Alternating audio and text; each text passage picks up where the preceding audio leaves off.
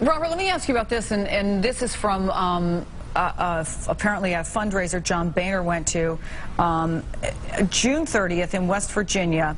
The American people probably aren't going to fall in love with Mitt Romney, he reportedly said, according to a roll call. The American people probably aren't going to fall in love. I'll tell you this, 95% of the people who show up to vote in November are going to show up in that voting booth and they're going to vote for or against Barack Obama. Do you think that's right?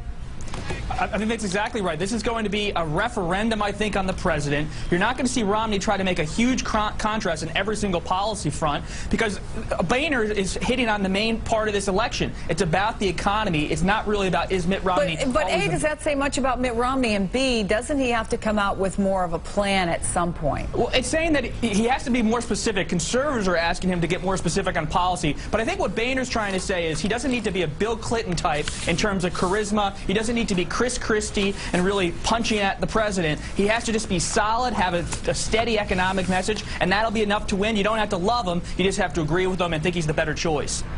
Robert Costa, go ahead, EJ.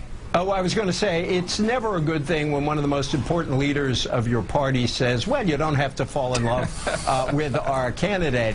And I think that what you are seeing now is that in those advertisements, Romney has just been hitting on his core point. The economy's lousy. Obama didn't fix it. Try me.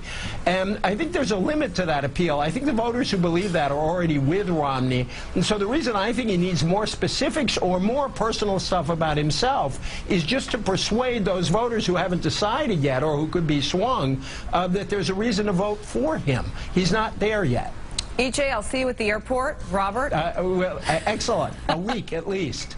Thanks so much, guys. Appreciate it. Thanks. Thank you. Also making news this morning, the heat wave that gripped the Midwest in